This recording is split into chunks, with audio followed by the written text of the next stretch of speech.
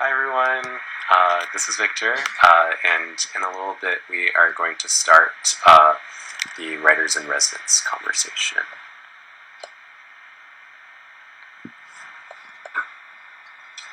Hi y'all. We'll just wait for a little bit for other folks to join.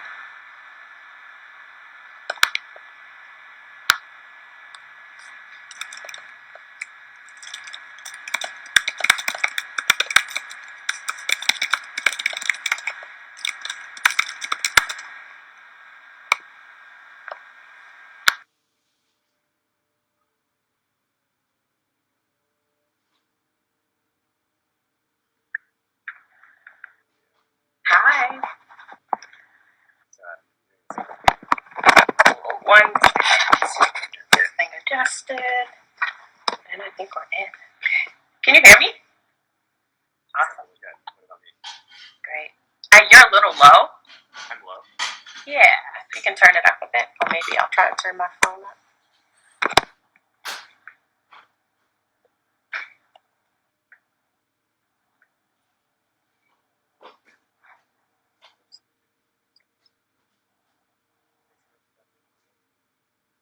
Great. Let me see.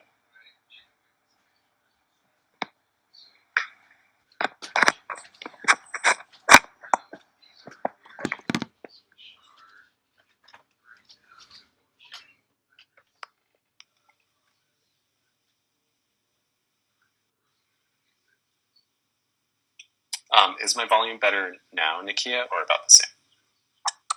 Oh, you know, it's great now. Yes. Okay, awesome. Cool. Hello, everyone. Thank you for joining.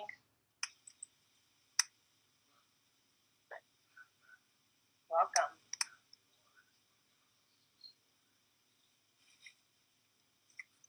Thank you. Hi, Ariel. We have some amazing writers in here.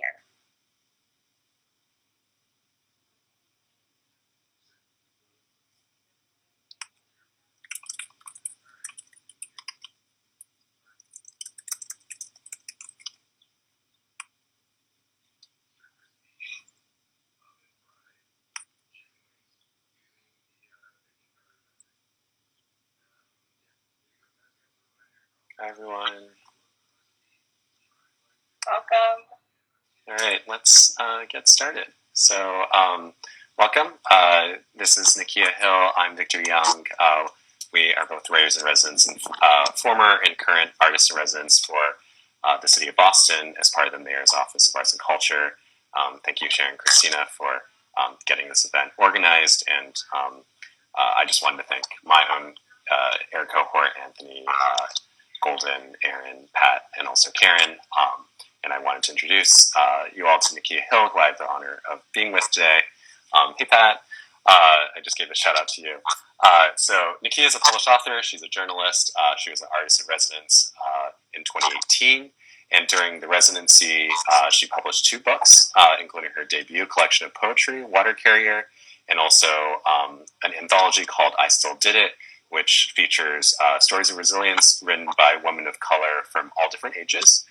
Nakia received her BA in broadcast journalism at Howard University and her master's in print and multimedia journalism at Emerson College. Currently, Nakia works as the Writers Room Director at 826 Boston, and she teaches nonfiction creative writing classes that focus on how women of color can use writing as a tool for healing and self-care. So, welcome, Nakia. Yay! So, honored to be here. This is my first Instagram Live, guys, so bear with me because my phone's also on 18%, so at some point you'll see me turn my phone so I can put my put my charger on. But I'm so glad to be here. Thankful to be alive and well in my right mind, and I just want to thank those that are logging on. I see some of my fellow writers from Boston, some of my close friends, who are just amazing people joining. So I just appreciate the support, and I just want to acknowledge that, we are in the midst of a pandemic, a global pandemic right now, and worldwide civil unrest. So thank you for just showing up and making time, because there's a lot that we're facing. So anytime I'm sharing space with people, I like to acknowledge the state that we're in. Like, this is not normal. So I just wanted to say that. Is it normal? It isn't. It's like I'm on Instagram Live. This is not normal. So, for me, at least. It's just a difficult time that we're facing. So I'll jump into the first question. That's me, right, Victor? Tell me about yourself, and how did you become a writer? I know we connected previously before we decided to put the talk together, and I would just love for you to share with some of the folks in here about yourself and your journey into writing. Thanks, Nakia. Yeah, it's a long, circuitous path. I think when I talk to a lot of writers, I feel like a lot of what inspires us comes from early stuff. And so, to share a little bit, I grew up between Canada, China, and Kentucky, but mostly in Kentucky, and grew up as a closet. I'm Chinese, and I was in the closet, and just spent a lot of my childhood, I think, trying to pretend to be people who I was not. So, like, when I was with my mother in the grocery store, she'd be speaking in Mandarin, and I'd like cover my ears and pretend not to understand.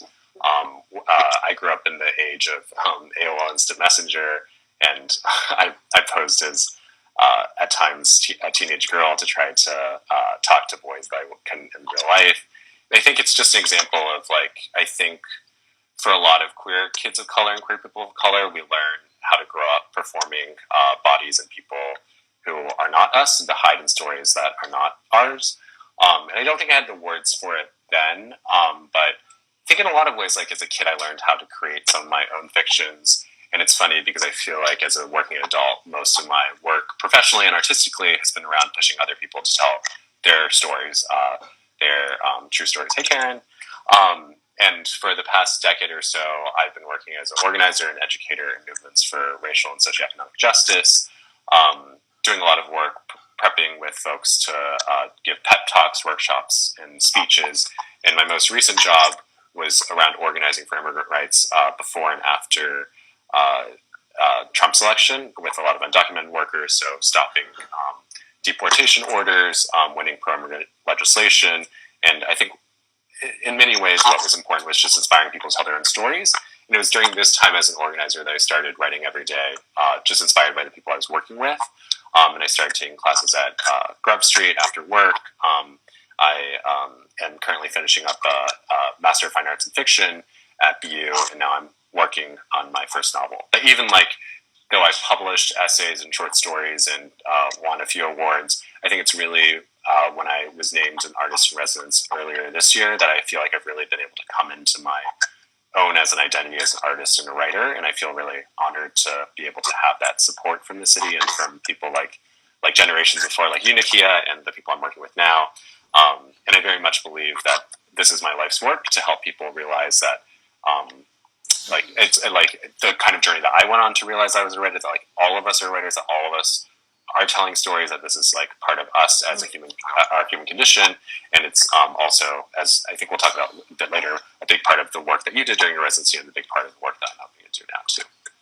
So yeah, that's a little bit about me, and I'd love to hear your kind of route and journey into coming into all of this.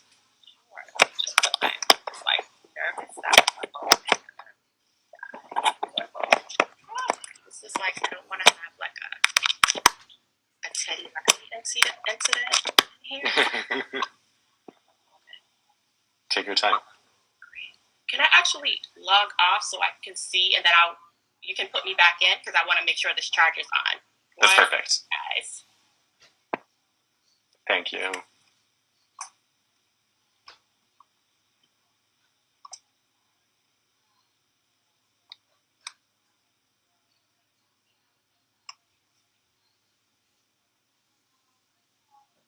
So I'm just going to wait for Nakia to log back on, and then we will continue.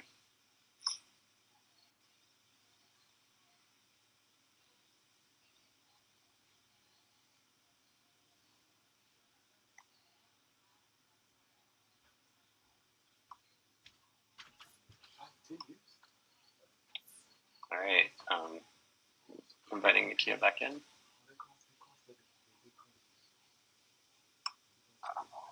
I'm back. Thank you. Yeah. You're currently sideways, though, on my end. I'm not sure if that's true for everyone else. No, it probably is. So I just need to get this thing working. Great. You look great, and you sound great. Yep. Awesome. Sorry about that, guys. My phone, I was not paying attention. As you can see, it's crazy out here. So yes, how I got into writing. I have been writing since I was 13 years old. I think I don't know. I think my junior year in high school, when I got my first article published in my high school newspaper, is when I was like, I started to identify as myself as a writer.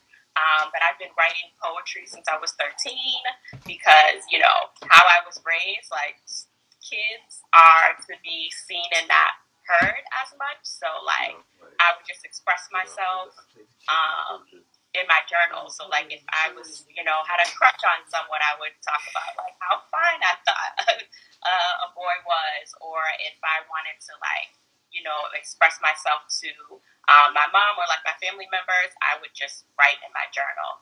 And I've been writing ever since, so 13 years old. And when I became a Boston artist in residence, that's actually, and you and I talked about this a little bit, like that was the first time that I started to align writing, my role as a writer and an artist.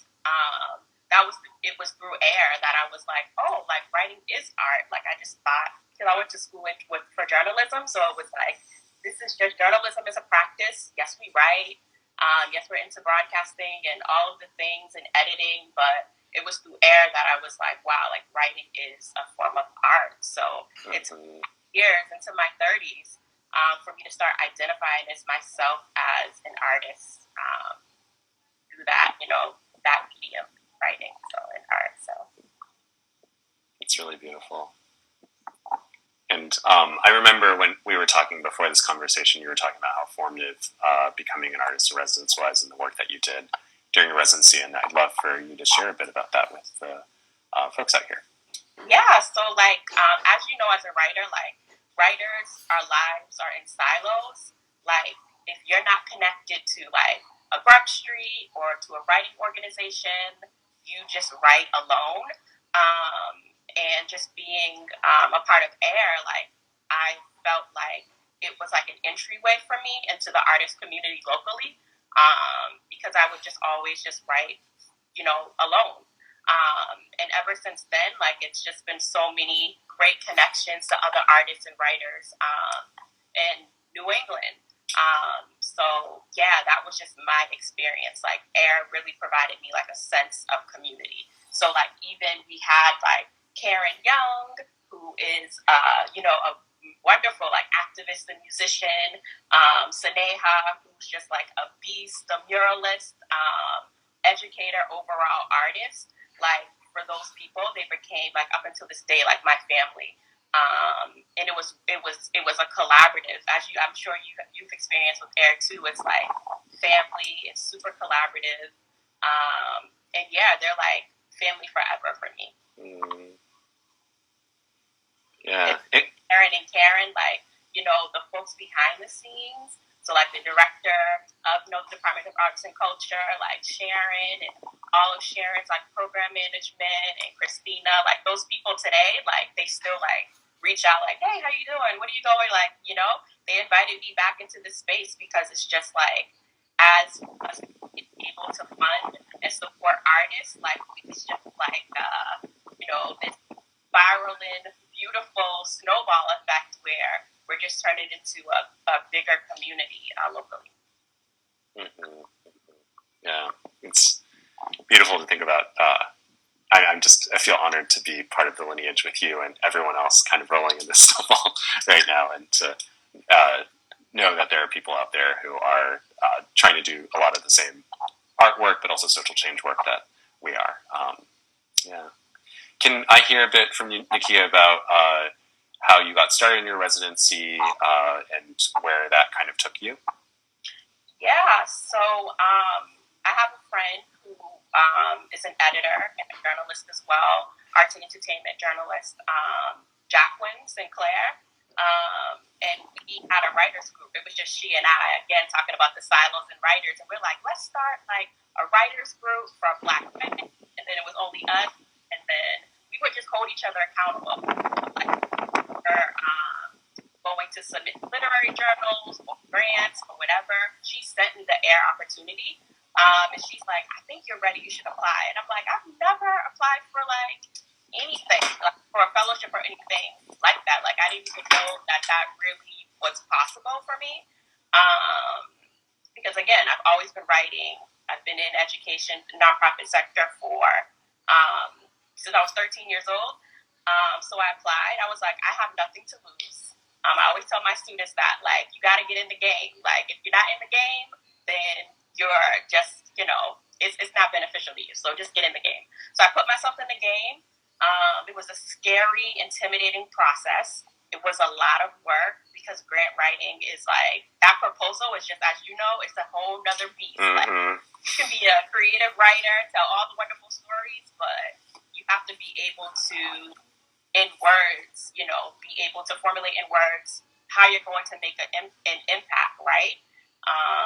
What are you going to produce? Like something that's solid. That's really, really important.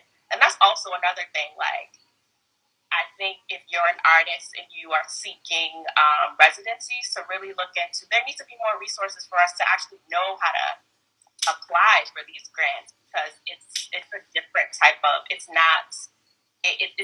difficult process. There's a formula to all of the madness. So I applied, and I think it was like maybe 2 rounds of interviews, and then I got it. And then once I had it, then you couldn't say, because when you're an artist in residence, like, there's like a timeline, and you can't like tell your family, you can't announce it to the public, so you really have to wait, which was killing me, because I'm like, oh my goodness. And then when I remember, I think it was at City Hall, and I got to meet the other artists, and it was just, I felt extremely honored to just be a part of that like collective of artists. Like, I felt like, I mean, we even had like, where I work right now at 826 Boston as a writer's room director, the founding director was in my cohort. And I'm like, like, it was so crazy. And just getting to know like Farai, who's done so much with like arts advocacy in Boston, her work, like, I was just like, I was overwhelmed. And it was a privilege. And I just, yeah. And then you do your research before I don't know if you did this, but I was researching prior airs. I remember doing this, yeah. That was intimidating. I was like, hold up, they have Jen DeLeon here? Like, I don't know. Like, I'm a great writer, but Jen DeLeon is like, she's also a beast at what she does. And she has a book coming out soon, another YA novel. She's an amazing AIR alum and just person. Yeah, to plug really quickly, she has her virtual launch with Porter Square Books tonight at 7:00 with Celestine. So for folks who happen to be around in a few hours, definitely check that out. Sorry, Nikki, to interrupt. Just wanted to say that. Let's plug. We're family. Like, yeah. Jen DeLeon. Once you guys wrap up today's live, support Victor's work. Keep an eye out on all the wonderful things that Victor's doing. So can you tell me about your experience so far, Victor, with the residency? And who are you working with? What are you doing? Sure. And I'd love to hear a bit more as well, just for you to share about the work that you did with the youth and I forget the term that you were using, but the older folks who you were working with during your residency and the storytelling workshops as well. Look at this here. Season, I call them season. They were, I worked with the Grove Hall Senior Center, but those women were just, they have so much wisdom, and I never called them like elderly women. I'm like, they're seasoned. Seasoned. That was the word. I like that word. Yeah, so the Artist in Residence program has tried a lot of different things year after year, and with this year, what happened was, as we as artists applied for the residency, different city departments and agencies also applied as partners. And I was lucky enough to be paired with a program in the Boston Public Health Commission. It's called VIP, informally known as Village in Progress. Their official name is Violence Intervention and Prevention Initiative. I'm working with the adult staff, Tanya and Giraldi, and then a youth team in particular right now I'm working with 4 really badass youth facilitators, Sarah and Asia, Tyrese and Casey. And the work that I'm doing, and I feel like a lot of our AIR cohort is doing this year, is around how we as artists are not necessarily creating art in the form of, say, a mural or a like a art pamphlet, but rather thinking about how we as artists can engage our kind of creative minds for thinking about how we shape conversations around city processes. There's an explicit intention with the Artist Residence program of how we can kind of inform and also advocate for different kinds of changes around racial justice in particular. And all of this was before the movement for Black Lives work started. Not started, it's been going on for decades, centuries you could say, but the current wave in May and June. And I've been working with a group of youth who have been a part of one of the youth programs in the Boston Public Health Commission around, we started in May with a series of storytelling workshops doing what we call rivers of life. So kind of looking at the bends and tributaries that life can take you. Last Friday, we talked about like visioning where our lives are going to be 5 years from now. And currently what we're doing is thinking about how a lot of the youth are taking their a deep dive into organizing for the first time, which is really exciting. My background is in community organizing youth work as well, and thinking about the kind of campaigns that we would like to initiate as a youth-led group, in particular, given this political moment, both with Black Lives Matter and with COVID. And yesterday we had a really good discussion around the kind of racism that folks want to address within schools in particular, and the kind of mental health and other social supports that students need, especially as it looks likely that, or definite that at least part of the school year this year will continue to be remote.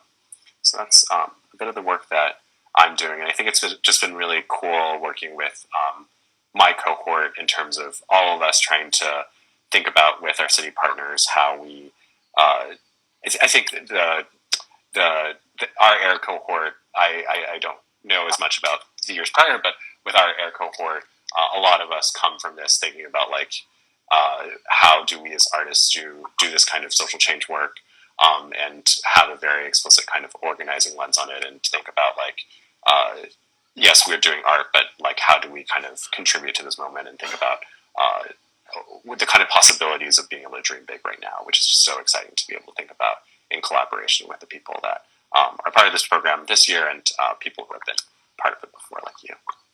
Yeah. So this year, do you guys actually, because we were connected to city departments. So like if it was the Department of Climate Change, or like the department that supports like senior programming in our city, or the Department of like Resiliency, are you guys connected to departments as well? Exactly. So, so Aaron, Jenya is working with the Office of Emergency Management, Anthony Romero with the Office of Immigrant Advancement, Golden was working with the Office of Women's Advancement, and then Pat is working with the Housing Innovation Lab, and then again I'm with VIP at the Boston Public Health Commission. So we're all kind of paired up, but it's also been, we have different partner circles where I've had the opportunity to get to know some of their partners, and so it has been, and for example, Anthony and Pat right now are thinking about housing instability, the threat of evictions with the moratorium expiring, and so their work, all our work has numerous intersections, but I think in that way they are joining forces in a particular way that makes a lot of sense given the focus area that they have, and that's been pretty cool to watch and be a part of too. Yeah, I love that aspect of the AIR program, because before I was born in Boston, shout out to Roxbury, I grew up in Roxbury. But yeah, like just being being a Boston resident, I'm someone that's very like vocal, just about, how government is responsible to the people, and like how change needs to look in what time, like what capacity, like what's the time framing, who's involved with those decisions. And through AIR, I learned so much about how local government works, which I love that component, because it's not like you're a painter, you're a muralist, you're a musician, like do the thing, do your art thing, but it's like actually how do you use your work as artists to deposit back in your community. And that's one reason why I applied to AIR, because I'm like, I create art for myself. I write for myself. Sometimes I write for my audience, but like, how can I use my gift and share my gift with my, people in my life, family members, the students I work with, or just, meeting someone walking down the street. Like, how can I deposit what my gifts are into the world? Which is why I love that piece. And then I learned, like, we were kind of talking about this too earlier, like, we're like, we need change, this needs to happen, and we should always be critical of government, but like, understanding how that works, how laws, how is a law actually made? Like, there has to be like policy, people have to support it, you have to have data to support. Like, I learned so much just from my time at AIR, and how, I can just be a change in my community and how things work. So like, for climate change, and when there was that huge like storm in East Boston, and like, when that happened, and then I go meet the people in the climate change department, you're like, how come nothing, how come it took so long? People were displaced. And like, that's the government's responsibility to make sure that people have homes. Then you go to the climate change department, and then there's like 2 people there. One of them's an intern. And it's just like, how are they? They didn't have the capacity. They didn't have the, it takes a lot of work. So yes, our government's responsible. The city of Boston is responsible for things, but I learned how, decisions were made and how things, are into practice to make sure that we have the basic rights that we deserve as people. Mm-hmm. There's a lot of work that needs to be done. I learned that too. And I learned, who are the key players, power players. Like, it's so much that goes on that we don't know about. And it's not a big, secret. Like, whenever there is, we were talking about the Roxbury Love mural and with that. And it's just like, our communities are going to be built. That's a whole nother conversation. However, one simple person, I don't know who's responsible for that, but someone should have notified the community. Someone so it's important to have residents, people that, are living in the community, be involved in these decisions, in these conversations, because it impacts us in such a huge way. I don't know if I answered the question, but I can go. No, definitely. And I think to your last point, Nakia, around like the people who are most affected and the people who are living on the streets of Boston, who are being affected by the policies of the city, state, local, federal government, and how they not only need to be a part of the process, but need to be leading the process. I think that's a lot of where the work that so many of the AIRs are doing, and I think you and me included, in particular around getting people to realize that they have stories that only they uniquely can tell by virtue of their lived experience, and to see people come into their own. I saw Nieja join a little bit ago. Hey, Nieja.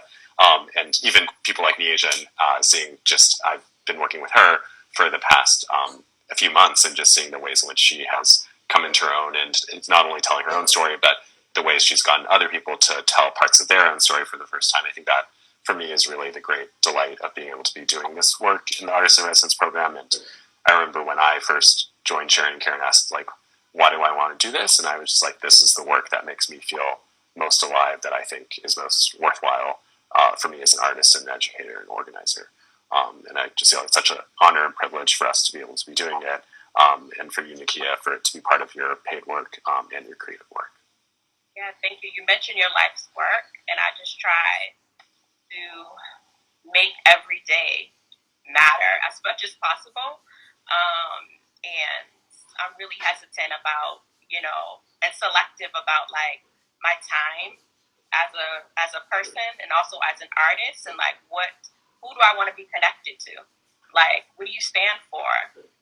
Like we see a lot of that, like where there's like pledges, local, like not local, but like Black business owners are like, writing pledges for big companies like, Target or whatever to like, you need to be held accountable. And I think the Women's Advancement Department did this too, was like, we need you to be committed to ensuring that there is equity within your workplace. Like, you need to sign this document. There are so many people that are impacted. Like, you got to be committed and about the work. And I just am not interested in, being a Black woman doing all the work that it's not going to impact me, or my community in any way. So I'm very selective about like, what is Nakia as a woman, as a Black woman, as a writer, like, what is my name affiliated with? Because if it's affiliated with any isms, any negativity, like, if I have the knowledge of it, I don't want to invest my time and my talents there, because it is about like the work and so. Yeah, and a quick, just to blow up a little bit of what Nakia said, she was mentioning workplace equity, especially for women of color. And if you Google Nakia Hill, City of Boston, you'll find her artist in residence page. And then if you scroll down, there's she created a survey with hundreds of responses around gender equity in the workplace, especially for women of color. It was one of the many things that Nakia did during her residency year. And people are still filling out that survey, and I think it's more timely now than ever. So please check that out if that's something that people are interested in looking at. And I know Nikki is still working on that project. Yeah, that's something that when I applied for my residency, I wanted to develop policy to ensure that women of color were protected in the workplace. So that's what like I wrote in my proposal. I wanted to, as a writer, use my gift for writing. And write policy so that I can make change in the workplace for, women of color.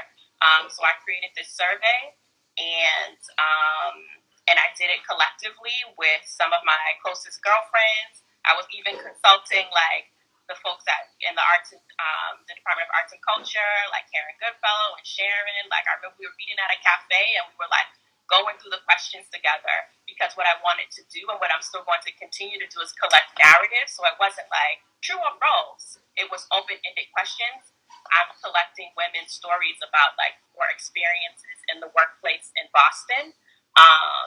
And the goal was to like take those stories, and that's my data, and support our data, not only mine, because it's not only my thing, I'm just orchestrating it, but to put these stories in the forefront so we can say, hey, this person that's working at this university or this hospital, like that doctor slapped her behind, and she needs to be protected. Or like hotel workers, like I know unions have been working, nationally to get the panic button, so that like if they feel unsafe in the hotel industry, that people will be able to hit that panic button. Something so simple, like you can't just say to women can't say, hey, like I was cleaning someone's room and I felt really uncomfortable. This person like harassed me. People need data. They need stories. Whatever. Like, our words sometimes is not enough. Like, you need proof on top of that. And then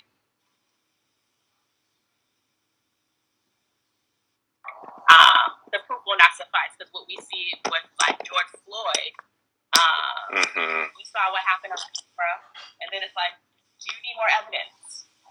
Why? With Breonna Taylor, like, if we had a video, then someone would have been arrested. So yeah, I started off with the survey, and I'm going to continue to do the work, because I definitely want to, make some change, protecting women in the workplace.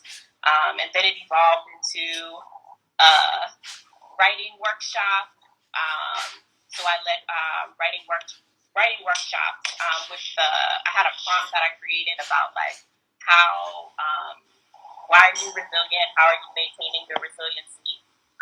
And worked with the seasoned women at the Grove Hall Community Center, Senior Center, and also young Black girls in Roxbury. And we wrote a book together. And the work is still continuing. The work is still continuing. Yeah. And Nakia, so you mentioned George Floyd, Breonna Taylor, and I think part of what we've also talked about is in this particular socio-political moment, the role of art, and I'm curious how you've seen local artists or artists nationally rise up and show up during this time, even with all the virtual constraints and what's going on with COVID-19. Yeah, something that has been on my mind is like the critique of, the artists painting Black Lives Matter on the streets. Like they did that in Nubian Square, and it's a critique, and people are like, oh, well, that's not enough. Okay, that may not be enough for you, so you figure out what you're going to bring to the table and do work. But for them, we're having a conversation. When did that happen? A couple of months ago. We're having a conversation now. Like, it sheds light on that issue, and it's a reminder for people that don't believe that Black Lives Matter.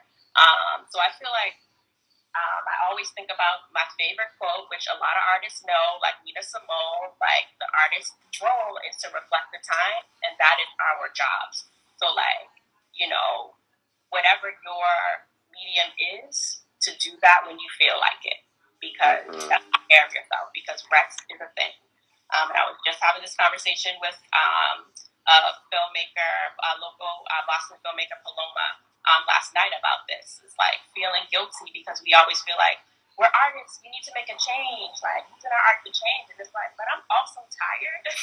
And because, like you were saying, like I think if we could like put a headline, it's just like your life's work. Like I don't write because it's pretty and fancy and because it's celebrated and accolades. Like I write because it's my life's work. It's everything to me. It's the way that I process the world. It's the way that I celebrate others, that I express my feelings. It is everything. If it's an issue that I want to bring to the forefront or someone's voice, I can use my skills as a journalist to write the truth. So, artist's role, create whatever you want. And on your own terms. I relate so much to that. I feel like for me, writing is something that like sometimes I'm like, why do I want to be a writer so much? It's so difficult, but it's also like I can't imagine doing anything else. And I think especially as what I shared earlier in this Instagram live session around growing up queer, growing up Chinese, growing up as someone who never felt like he was male enough or straight enough or had enough money, or just the ways in which stories really were able to save me, and the way in which now I'm working on my first novel, and I'm just hoping to be able to write a little bit of some of the literature that I wish I had when I was a kid or a teenager or a young adult, the kind of books that showed me that I was beautiful to be Asian, lucky to be queer, and dead without dreams. And I think that's Nakia, you mentioned the quote of art needing to reflect our times, and I also think to Octavia Butler as a sci-fi writer and one of the baddest Black feminists I know, and just the way she also talked about how when there's the absence of sometimes you don't have evidence or sometimes you don't have facts, but the way fiction and our writing and your poetry can be able to imagine the kind of worlds we do want to live in, the kind of worlds we do want to create. And I think art and writing really being the nexus and the possibility for that, I think is what keeps me going when I'm staring at a blank Microsoft Word document for hours and hours, and the cursor is still in the same place it was before after I deleted another few paragraphs that I've written in a few hours. So it's just really inspiring to hear you talk about this, and it reminds me too why we do this work and why we spend so much time encouraging other people to tell their stories as well. Yeah, I love what you said about, like, writers can create their own world. That's so true, which is why I respect writers who write fiction. I just started writing fiction, and it is not easy. Like, so hard. And yeah, because you can, like, literally create your own world. So I respect fiction writers, for real. What were you going to say? Sorry to cut you off. No. I always tell my poet friends, I feel like poetry is you have to have the punch of what I get hundreds of pages and you get a few lines. And so I don't know if I could ever be as brilliant as a poet, but I think you can, Victor. So have you noticed any shifts in your practice in relation to, like, this moment that we're experiencing nationwide, like the protests and collective outcries against inequity, especially within artists and activist communities? Yeah, I appreciate that question.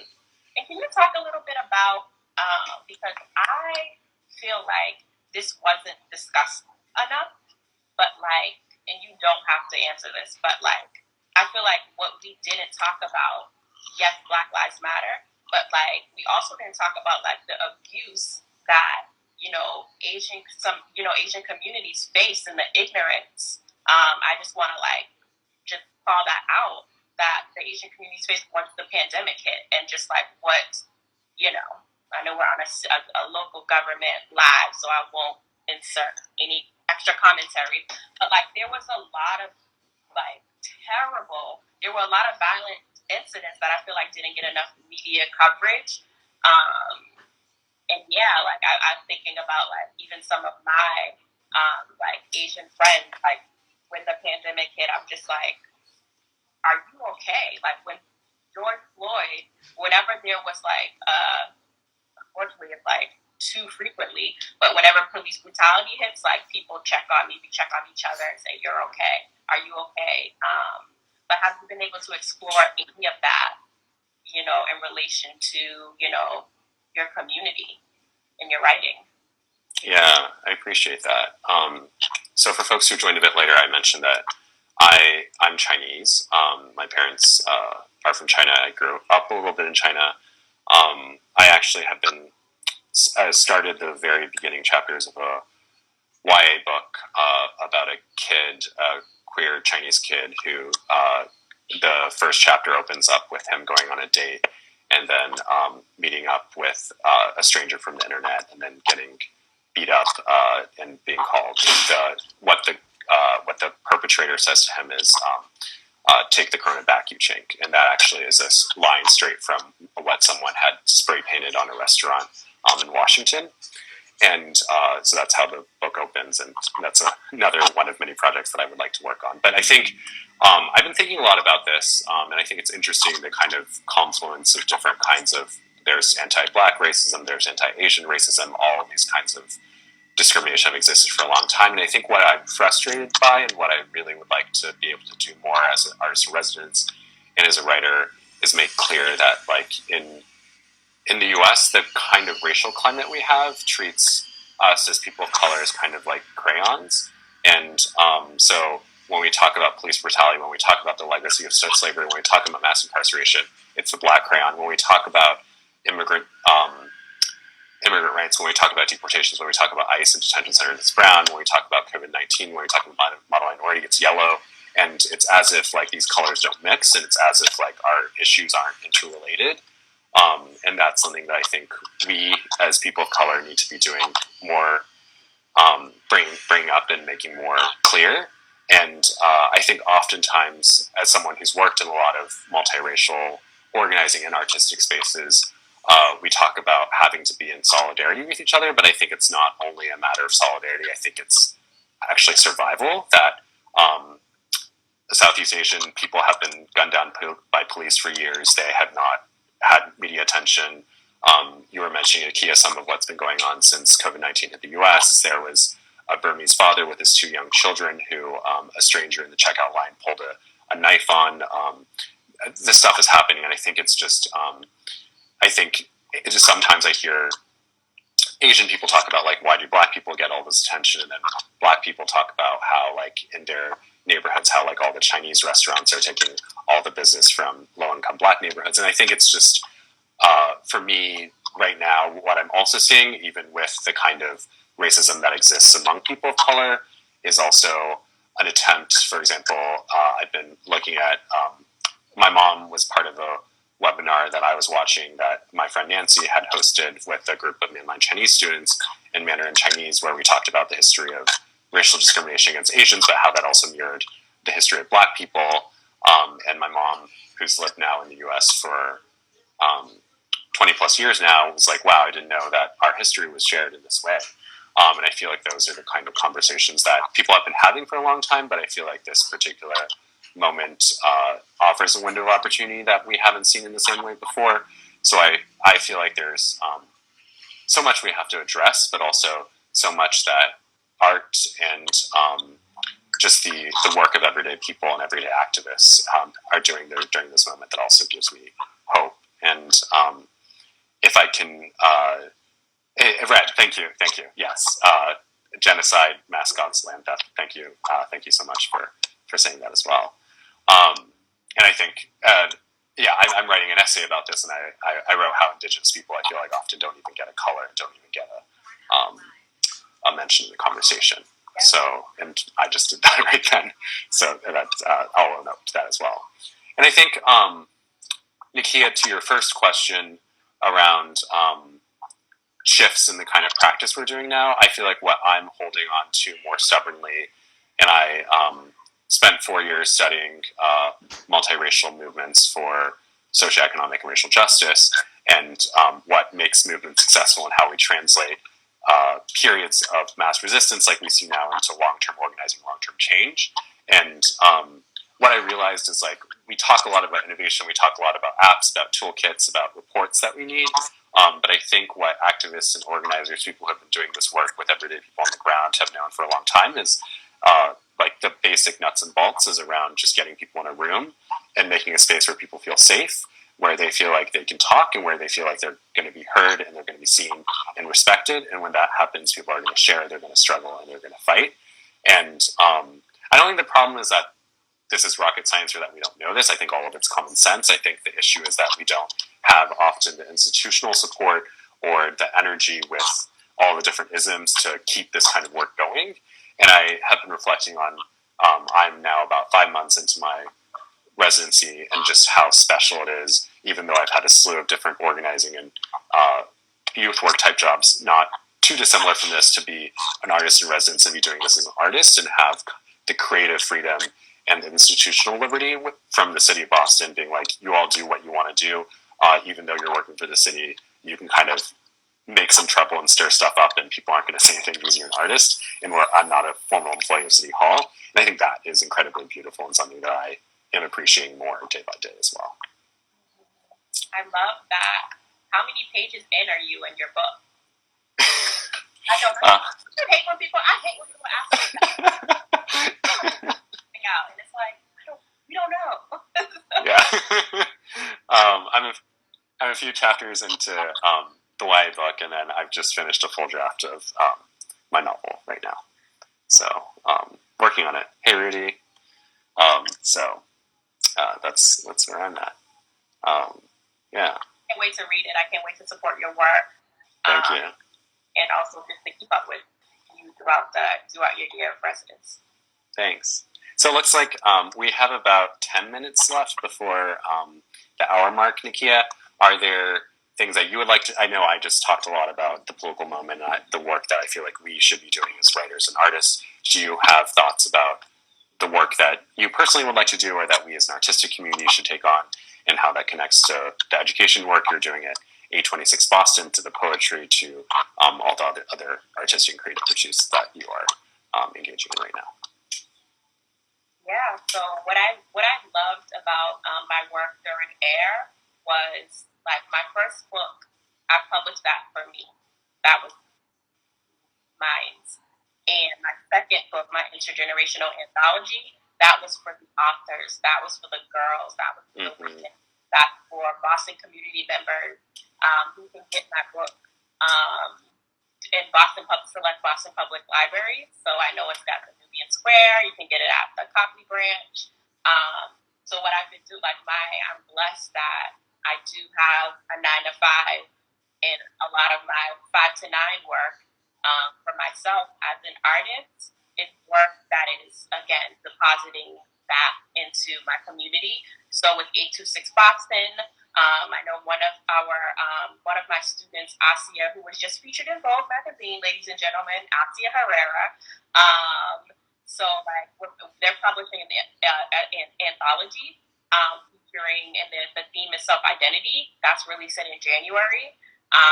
So like my work that I do because I'm doing it because I'm passionate to make a living. So the work that I do at 826 Boston, and there it's like a student-led. I oversee their youth literary advisory board, but it's a student-led program, and the students are like calling the shots. Like, I think this should be the title of the book, and this is what I think should go into the mood board. I'm also publishing another anthology in partnership with the International Women's Writing Guild. And also that is another intergenerational anthology where it is a mentorship program. So like that is what I do for, they're like, when people think of Nakia, I want people to think of like someone that I have this like, my vision. It's working. As I'm doing the work, like a traveling, like, writing and mentorship program for women and girls, women and girls of color. I'm very blessed to be doing that work right now. So that anthology probably will release next year, and it's going to, the theme that they chose for that book is justice. And there's some beautiful pieces, narrative essays and poems that are coming out of that. And there's some local Boston writers that will be featured in that book too. That's incredibly exciting. So much in the works for you. Yeah. So Nakia mentioned a few different things that I wanted to highlight here. So on the left, you all can see Water Carrier, which is her debut collection of poetry that she published during her time as an artist in residence, and then the work that she had done at the Grove Hall Community Center, and also with younger girls in Boston. I Still Did It, Stories of Resilience, the multi-generational anthology, available at the Boston Public Library, but you can also purchase it from her website, NikiaHill.com. And for more content from Nakia, her Instagram handle is right there. And then Nakia is also available for speaking engagements. So please do support Nakia. Be in touch with her, and I am very social media unplugged, but I will also post my email there as well. So that's how you can holler at us. Nakia, any other last words? Yeah, the first person to actually purchase my book, the first 2 people, because it goes straight to my email. If you purchase one book, I will gift you another. Wow. The second book, to the first 2 people that purchase my book, and I get that email. And I just encourage you to gift it to someone in your life, just to share the gift of writing. So thank you so much, Victor. And I want to thank the Department of Arts and Culture.